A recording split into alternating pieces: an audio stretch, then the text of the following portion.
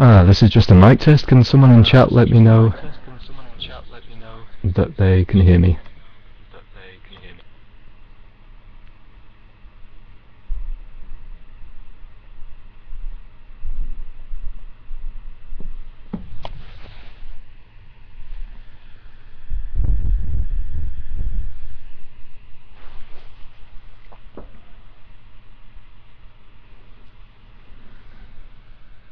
Great.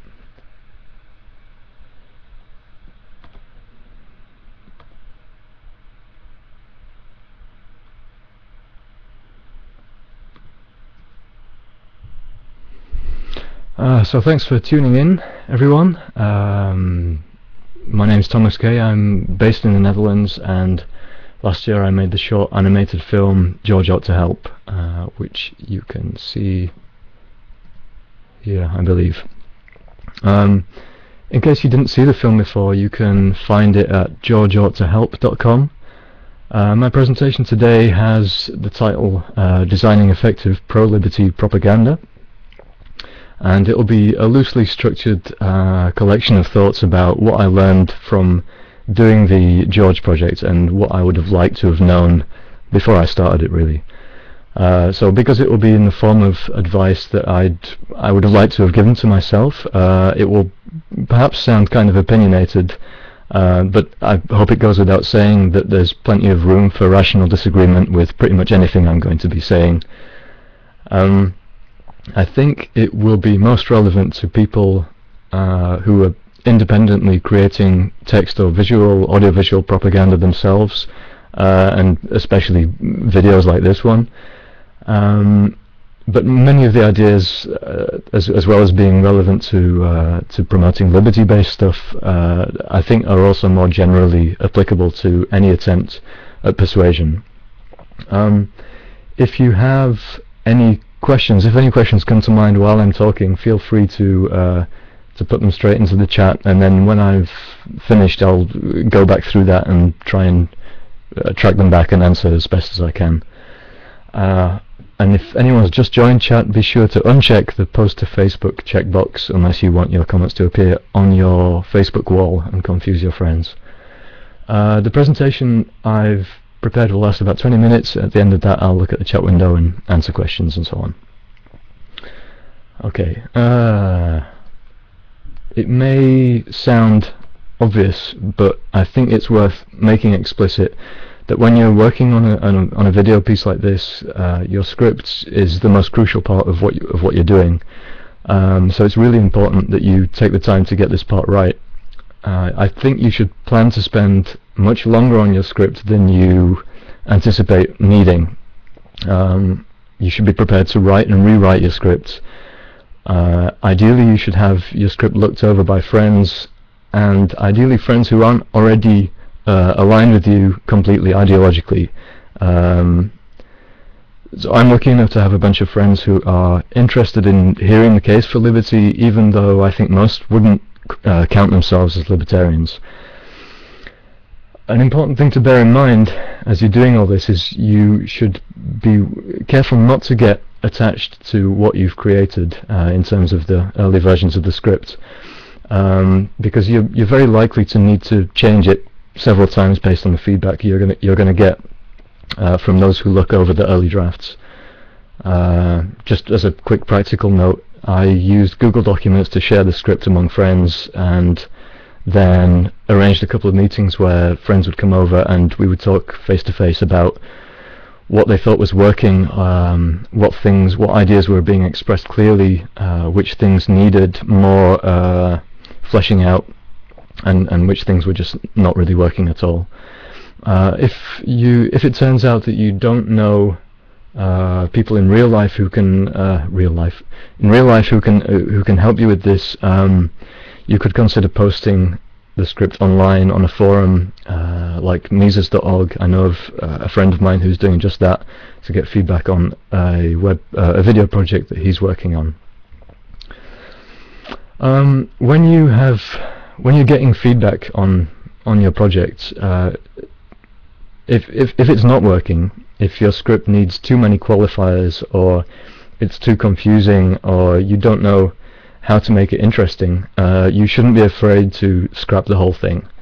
In general, you shouldn't be precious about your ideas, and you should especially be wary of committing the sunk cost fallacy, where just because you've invested already a lot of time and energy into your idea, that's no reason to continue investing in it if it's not working. And if you do scrap an idea you've been working on, don't think that you need to come up with a replacement either. The best ideas can come to you while you're not trying to think of them, or at least that's what I found. So be prepared to let that process happen, and don't think that you need to force it. The next item is maybe a bit confusingly titled. Obviously, it's nice to have beautifully designed things with great audio and visuals, and you want to make something aesthetically very pleasing, perhaps, but seduction at the cognitive level is much more important, I think. And it's probably not straightforward to explain what I mean by seduction in this context, but it should feel a bit like having your brain tickled. You should feel flattered somehow, and it should be a kind of game almost. In general, people aren't stupid, I think, or at least if they are, then those people aren't your target audience. Your audience, the people who matter, will quickly understand if you're trying to persuade them about something. And I think it's the job of the propagandist to accept that situation as a given, and try to then make the experience as pleasant as possible for the person watching. So I have a view on making propaganda that's kind of in stark contrast to maybe a more traditional framing of propaganda in terms of an attack or a deception or some other kind of abuse of the person watching it. I don't think it needs to be that way.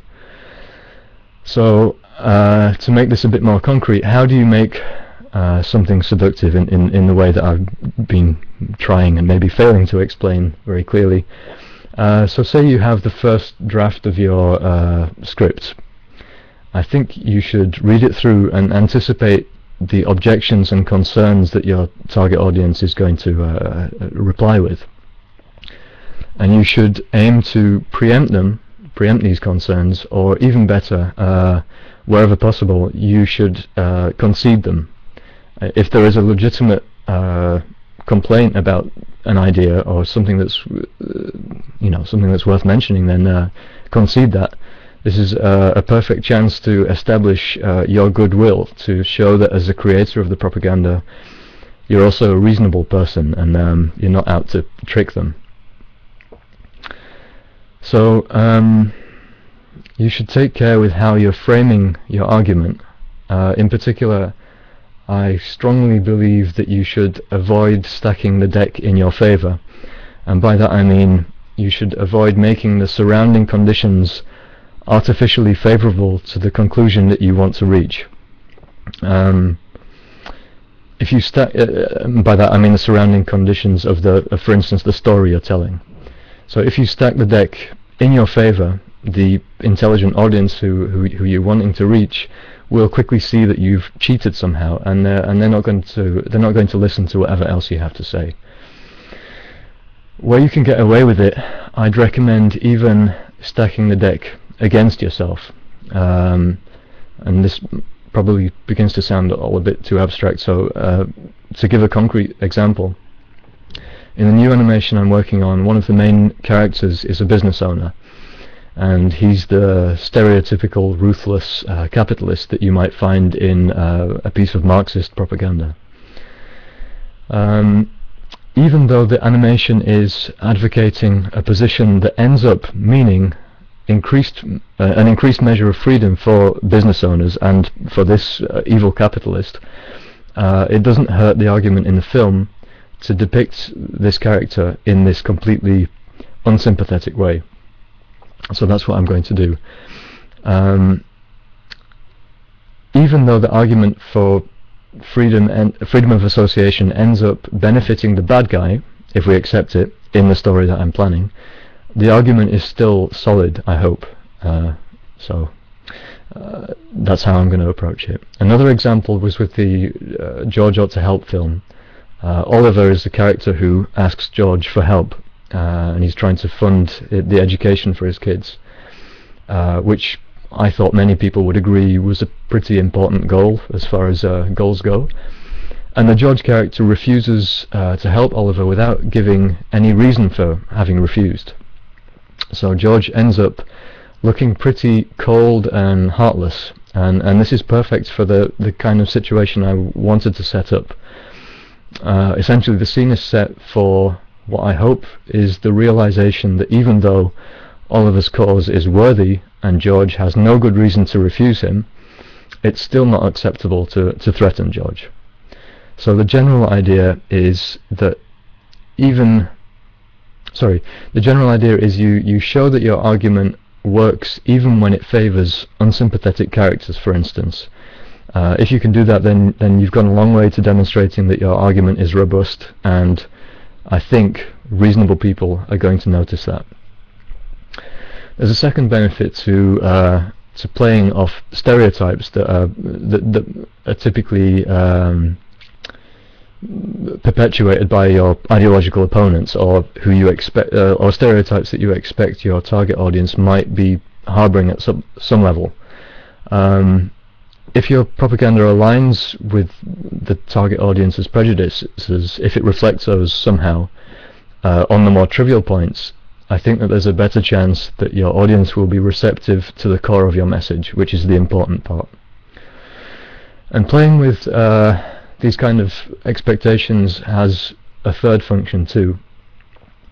I think it makes it harder to quickly pigeonhole the propaganda, which will mean that the people you're trying to reach won't quickly, they won't switch it off so quickly. For instance, if I had to guess, the name George Ought to Help to me sounds more like it's going to be an apology for collectivism than a defense of individual rights.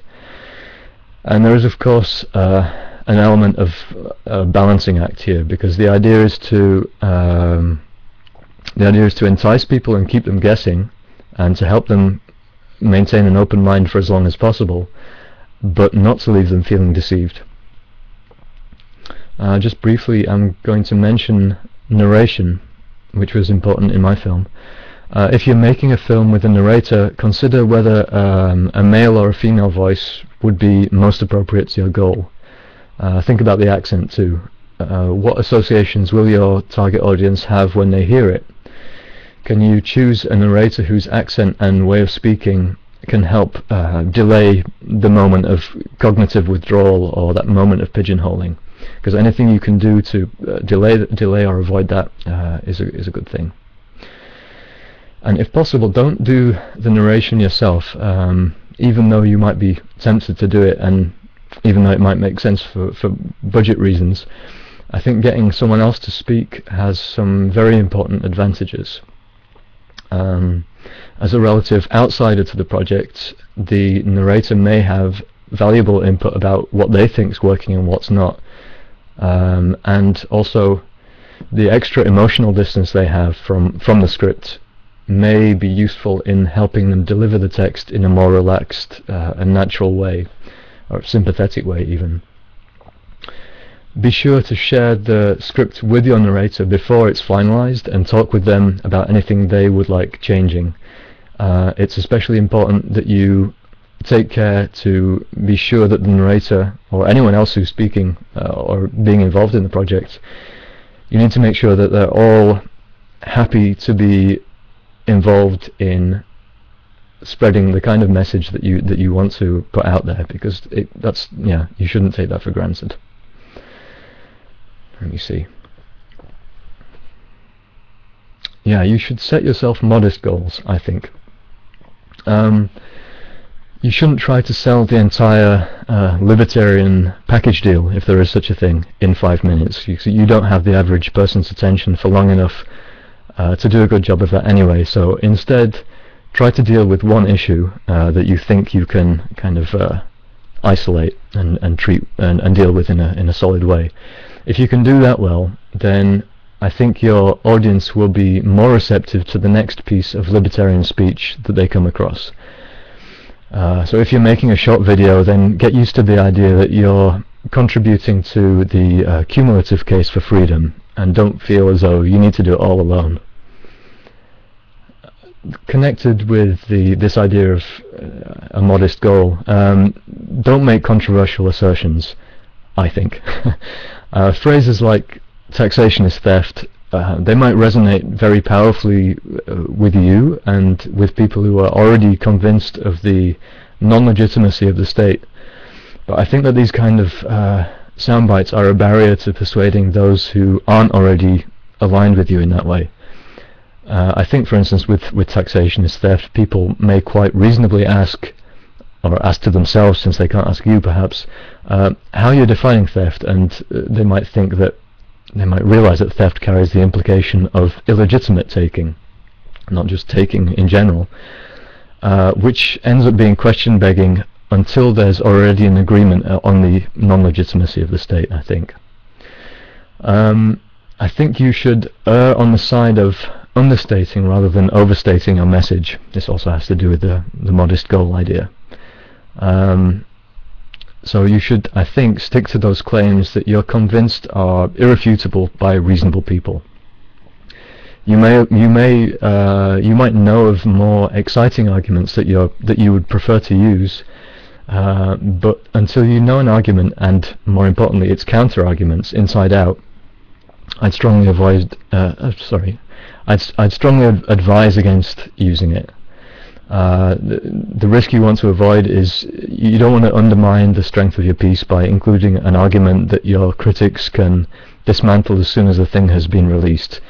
That will be used as an excuse to dismiss the entire thing. So for me, getting feedback on the script early on, as I mentioned earlier, was a really useful technique in order to test whether I really knew an idea well enough to be able to express it in a solid enough way. And sometimes I couldn't do that, and those parts, or those whole scripts sometimes were scrapped. Where possible, frame controversial ideas as questions rather than as assertions.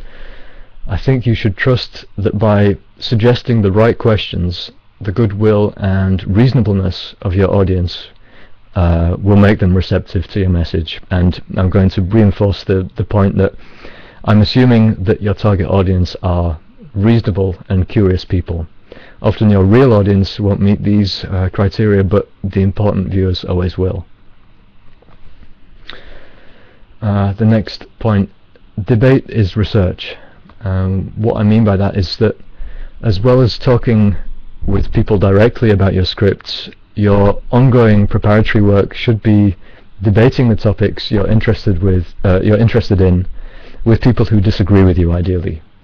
By doing this, you'll learn what the common objections are to certain claims that you might want to make in your propaganda, and knowing what these objections are means that you'll be in a position to either preemptively answer them in the script, or avoid those chains of reasoning altogether because some arguments are just weaker and more difficult to express than others, or you'll be able to acknowledge the objection and concede it. So as far as practicing with debate, I think YouTube is a very good place to do this. I use YouTube for this kind of reason. I have a channel there. I think if you go to youtube.com/bitsbutter, you'll get to it. And of course there are plenty of blogs and forums where you can discuss things in comments. The next item, emulate. So you know yourself very well, of course, which means that you have an automatic head start if you decide that your target audience is made up of people similar to yourself, and I think that it should be. So although I went through most of my life without giving a great deal of thought to questions about political or economic systems, my political opinions were left-leaning pretty much by default because of the cultural environments I'd spent most of my life in. So when I was making the George animation, the target audience I had in mind were people from a similar background to me, that is reasonably open-minded, left-leaning types, who hadn't yet given serious thought to what it means, for instance, to be an advocate of the welfare state. And I think the result would have been a good deal less successful if I'd decided to try and persuade US conservatives about the non-legitimacy of anti-drug laws, for the simple reason that it's a group that I have no connection with, or I've never been in that situation myself, so I'd have a great deal more trouble empathizing with that target group. I think one approach that is very useful in planning this kind of thing is to cast your mind back to the time that you started to become interested in the ideas of libertarianism, and think about what kind of thing you would have found persuasive to hear, and what arguments wouldn't have worked then. And it could well be that you can even remember specific pieces of media that were pivotal in changing your mind about the validity of statism.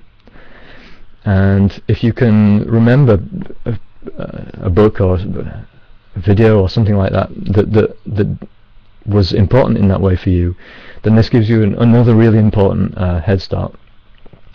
You can, and I think you probably should, emulate the messages that worked for you. And this is the approach I took with George Ought to Help. The first anti-state video I saw, and the one that made the most profound impact on me, was a YouTube video called, if I remember correctly, it was called "The State is a Death Threat." And it drew attention to the violence inherent in law, which was something I hadn't given much thought to before.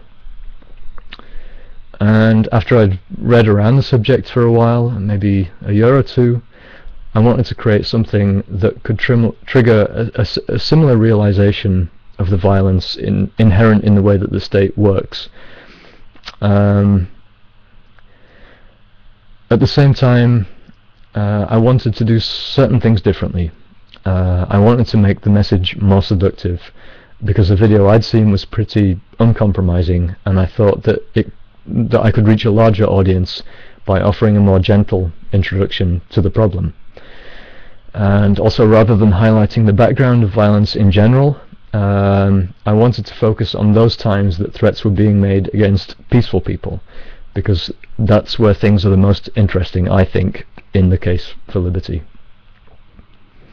So all this meant that before I'd even started really sketching or writing in earnest, I had a framework already, thanks to this previous video.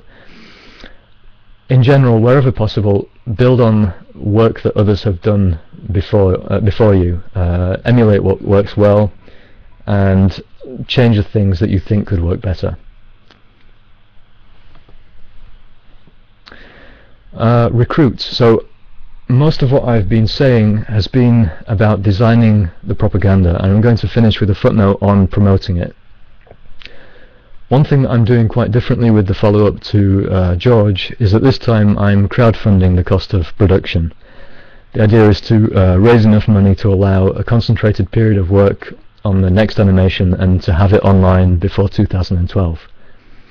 So in case anyone doesn't know already, the crowdfunding model is, it works something like this. You make a pitch explaining what you want to achieve, and you invite people to donate, and you reward donations of different amounts with different gifts. And often these gifts are uniquely tied to the projects you're doing. So for instance, a common gift for a crowdfunded film campaign is that a contributor can get their name in the credits for the film. So the URL you can see at the bottom of the screen is the address of the campaign page to fund the production of Edgar the Exploiter. On that page you'll find a video of me talking again about the new projects, as well as links so you can donate and get involved in it. With crowdfunding there are a few challenges. One is that you need to be able to persuade potential supporters that what you're doing is worthwhile. And of course that's easier if you've already completed a similar project that you can point to, like I'm doing with George. But there are ways to get around that even if you haven't. For instance, if you're creating an animation, you could already create and show a very short sequence, or you could play an audio clip or show preparatory illustrations, or you could even consider making your script public.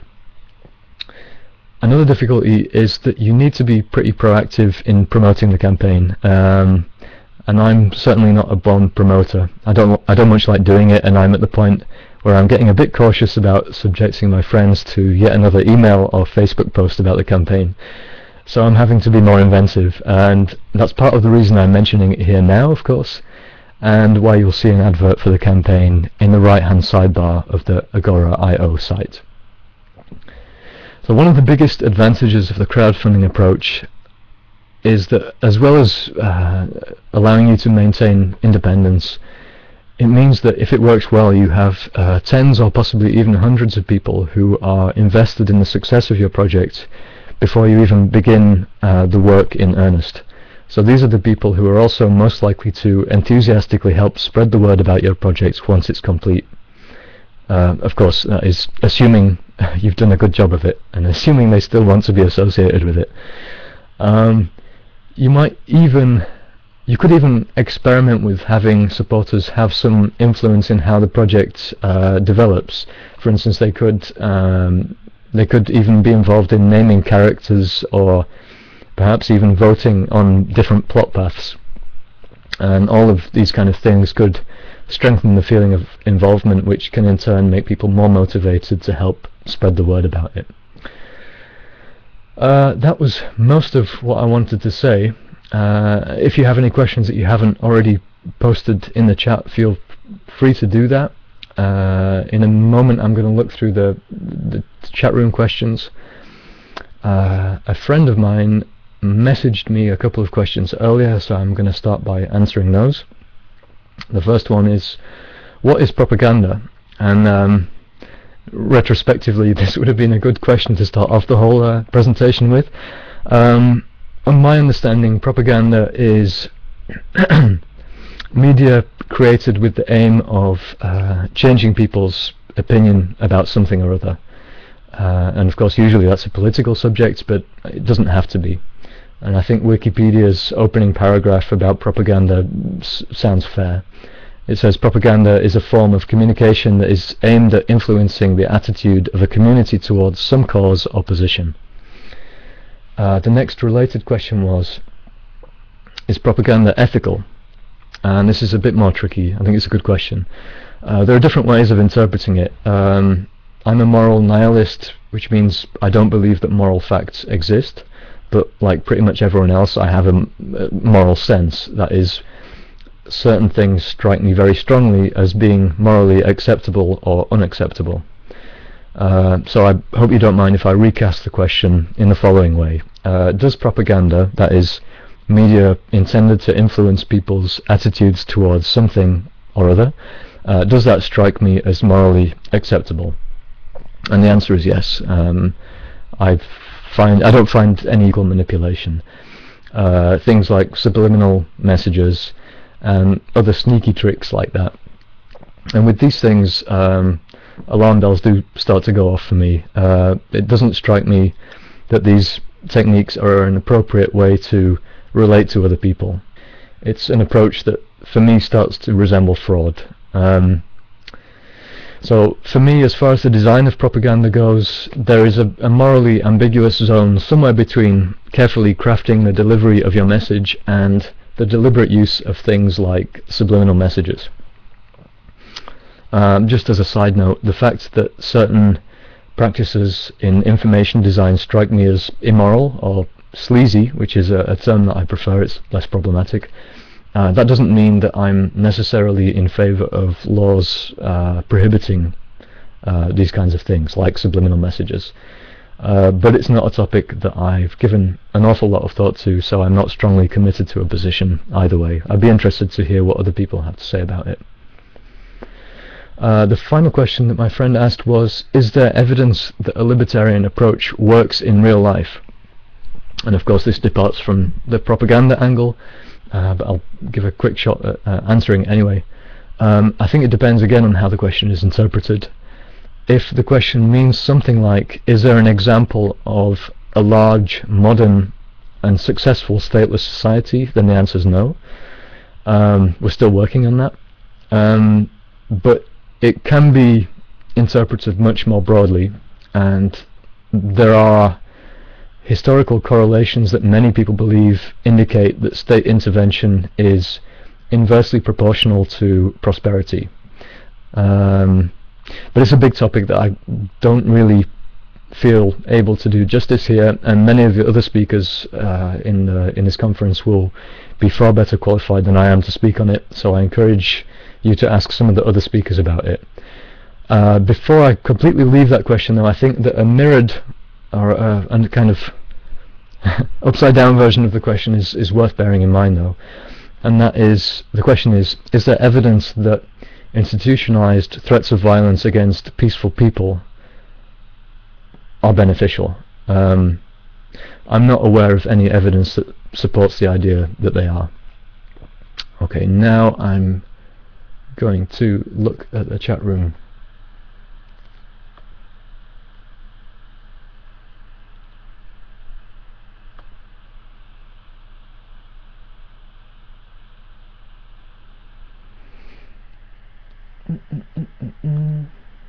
Okay, I'm going to scroll down here.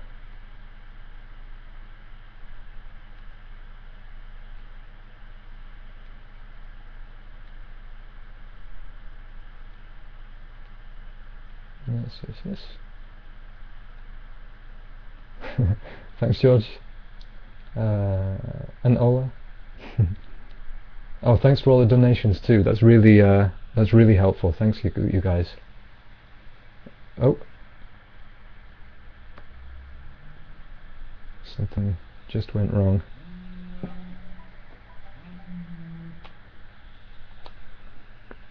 Just have to get back to the page again.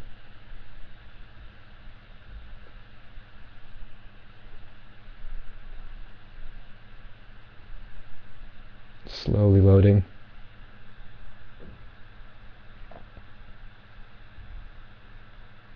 While it's loading, in case I didn't mention it already, the address of the page where I talk about the new campaign is indiegogo.com/Edgar-the-exploiter, and there you can find all kinds of information about it.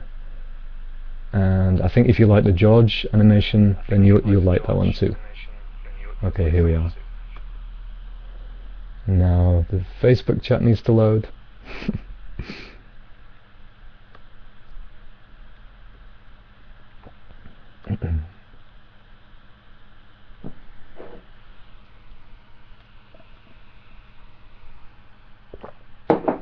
Okay, I'll start at the top.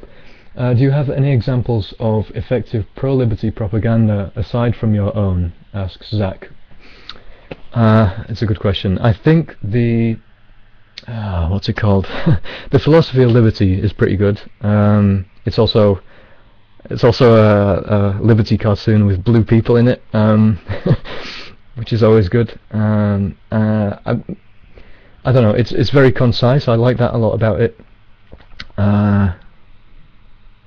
Not to be too negative, but the trouble I had with it was that it depended too much on the idea of natural rights, and for me, as well as for many people who don't consider themselves libertarians, it's not a self-evident idea that natural rights exist. So I had that trouble with it. But there's a bunch of stuff coming out. I think that, I don't know if it's whether I'm just more aware of it now, or that there's really more stuff being made. But in the last few months, there have been quite a few, I think, really good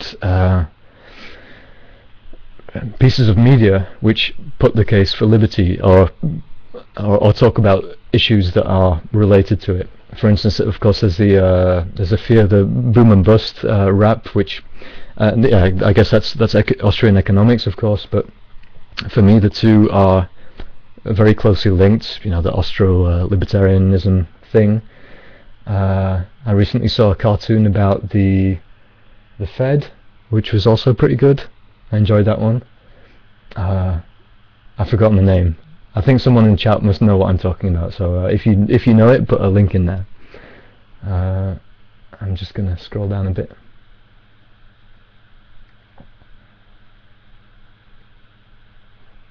Okay, I have until 55 past. Thanks, George.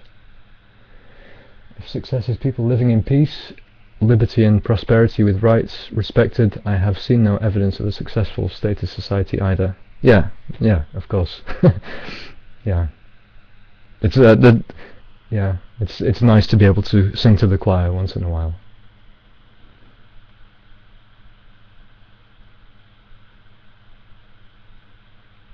Okay. In spreading libertarian propaganda in peace groups, I do usually use a modest approach, bringing up relevant single issues as opportune in a friendly, problem-solving manner. Persistence is the real secret, just keep it up.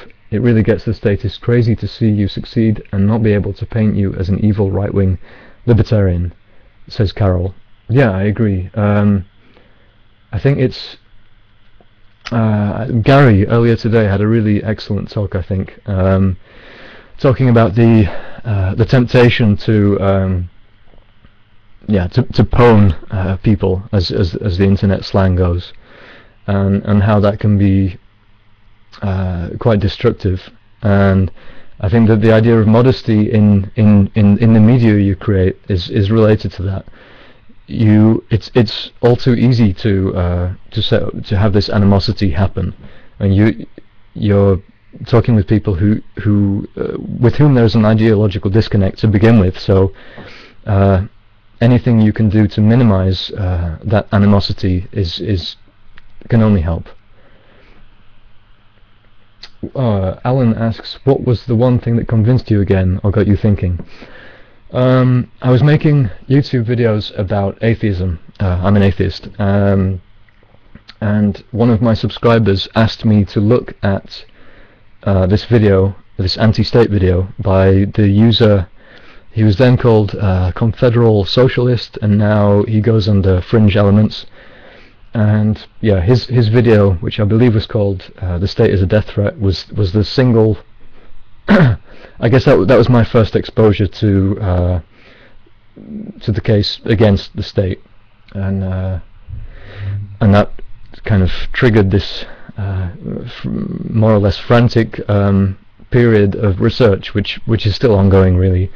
Yeah, after about a year or two of that, I felt as if I wanted to replicate what that video did for me, so that other people would be similarly drawn into this, I think, fascinating conversation.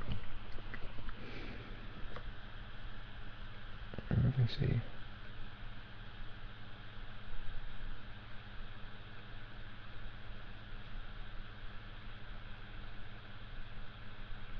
Alan says, you're making this seem doable. I'm getting ideas. I'm glad to hear it.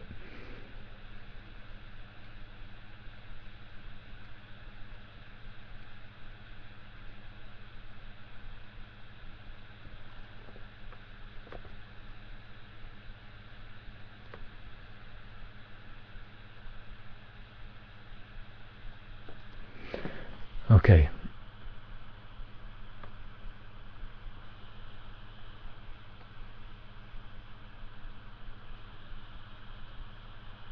Are there any more questions or comments or observations or anything of that kind?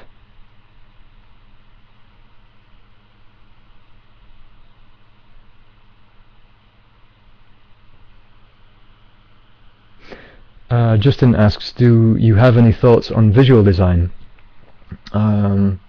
Yes. But the way I approach it is 90% intuitively. I just make the images that I find pleasant to look at, I guess, and also the images that happen to be easy to animate. But there are also, of course, decisions in terms of the visuals that relate to the structure of the message you want to communicate. one of my reasons for choosing to have the characters be blue, for instance, was that I wanted the George animation to be simultaneously attractive, that it had this that kind of quality about it, that it had this this nice look, but also that it had something a bit ominous about it, and that's not that I wanted that to remain quite subtle, but the color choice was one of the ways that I tried to create that atmosphere, this kind of vague sense of foreboding. Yeah, apart from that, I'm trying to think if there's anything else sensible I can say about the design.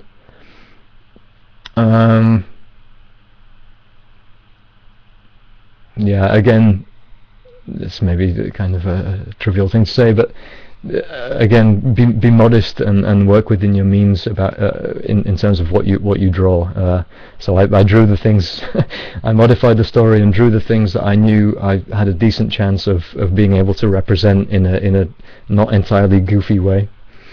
So that's quite important.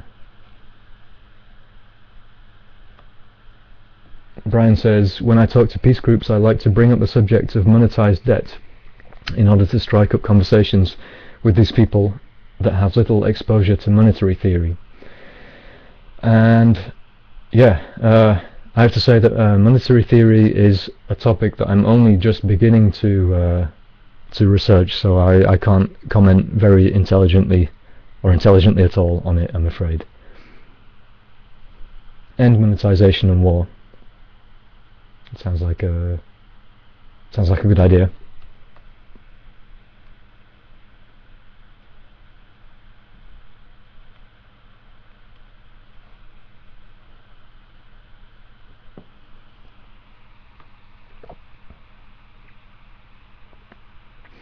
Zach asks, have you made propaganda in any mediums other than video?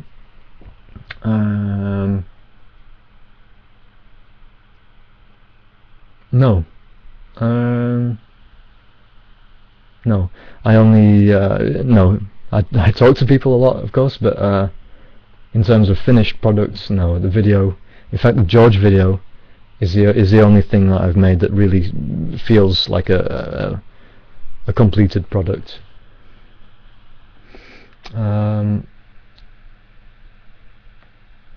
Justin previously asked, have you done any non-video agitprop? Posters, buttons, any experience with street art? Again, not really. There are buttons that I've just made as part of the Edgar the Exploiter project. They're rewards, so I think if you donate $30, you get a button, so it's a very expensive button. But that was a lot of fun. It was nice to make those buttons. There's one of George and there's one of the cloud. Street art? No. No, I don't have any experience with that. Lauren asks, can you talk about the framework of the Edgar video? Framework.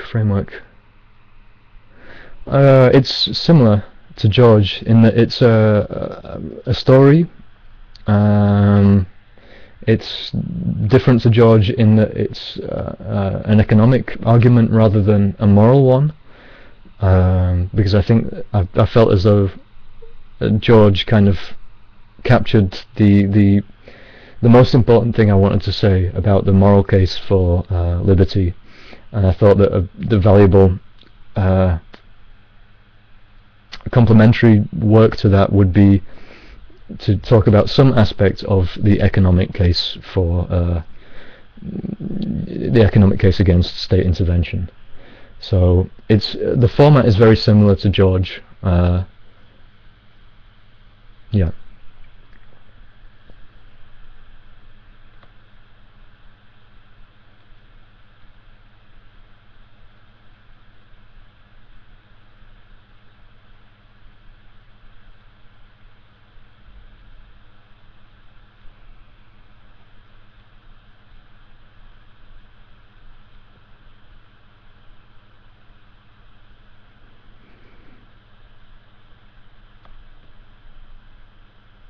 Any last questions?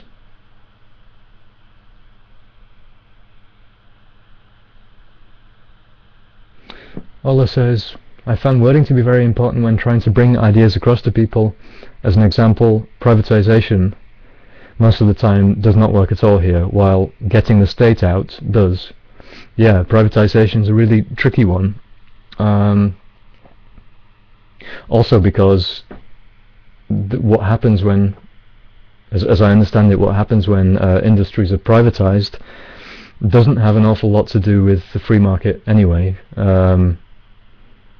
Yeah, you have a situation where private companies are awarded contracts by the state, so it's not an awful lot better, and maybe even worse in the end. Loring asks, in hindsight, would you have changed or added anything to George? That's a good question. With hindsight, the part I'm least satisfied with is the police agents. They, in my mind, that the effect of them entering was less comical than than people apparently experienced it. So I would, if I were to do it again, I would do that slightly differently. Apart from that, I'm really happy with how it all went. Yeah, there are all kinds of boring technical details that that involved a lot of learning as I was doing it, because this was the first time I'd used After Effects and Flash together in this way. Well, that's technical stuff which isn't so interesting. No, for the most part, I was really satisfied with how it went, and I was really pleasantly surprised by how positive the response was. That it was seen and shared by so many people.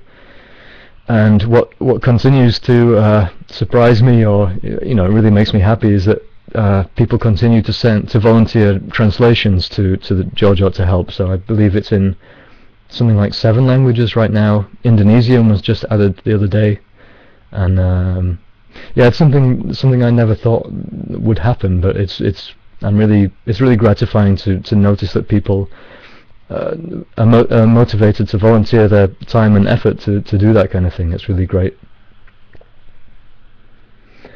Justin says, Taran talked a bit about promotion. Do you have any input on that? Did you do anything besides Facebook or YouTube promos for your first video? Yeah, I did a few things, but they were also online things. Of course, I emailed everyone I knew. And what else did I do? Yeah, I posted on forums, posted notifications to blogs that I follow that I thought might be interested, and after a long delay, some of them picked it up. But yeah, I posted it to lots of blogs. Yeah, nothing groundbreakingly unusual, I guess.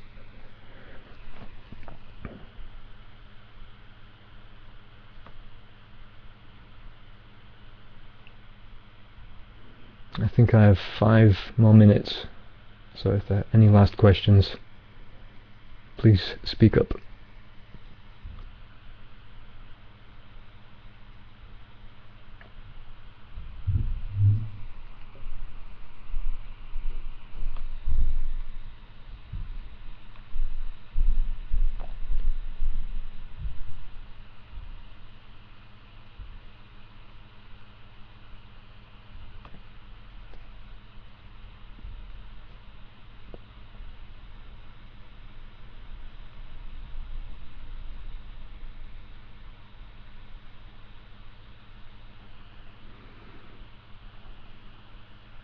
Okay, I guess I'm... Oh!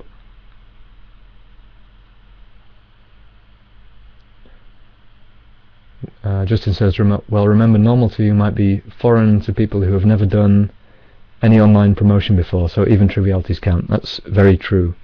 So yeah, just forums, blogs, email, social media, which includes Facebook, YouTube, Twitter. If I were to do it again, I would add these kind of bumpers that you see on the bottom of my video here, This is something that occurred to me only in the run-up to preparing for this conference, but I think that can be useful too. That kind of that kind of advertising. Loring asks, what themes will carry over from George to Edgar? Themes. I don't really know if there's a theme that will carry over. It's more the format that will be very similar. The cloud will still be there. I guess that's not really a theme.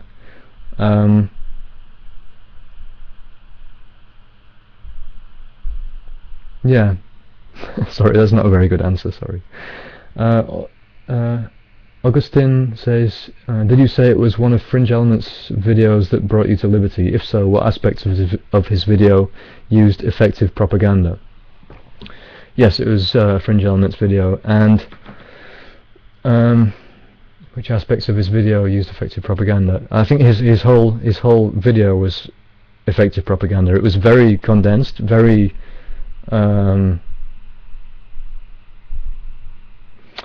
yeah, there was no extraneous stuff really. It was making the case. It was explaining how every law is in fact a death threat or ultimately rests on a death threat. And for me, it was effective because I think it's just a very powerful argument. I don't think you can really argue with it. So, although the rest of his way of presenting it wasn't very appealing to me, at least, the fact that it was a really strong argument was what made me think, oh yeah, this is probably something I need to understand a bit better than I do at the moment. So that's what started me researching it all. Loring asks, will you still have blue people? Yes, all the people will be blue. And the walk cycles will be probably a bit goofy looking still, and the cloud will be there, and yeah, it will have this slightly naive look with these kind of semicircular hills in the background. The sky will probably be green, but I'm not sure about that yet. Yeah. Okay, I think I have to wrap it up to make sure that the next person has enough time. So thanks everyone for tuning in and asking questions. Thanks for everyone's attention. Thanks to George Donnelly for his initiative in setting up the conference, and to everyone else working to make it a success. Please check out this URL if you didn't do it already, and thanks very much. Bye.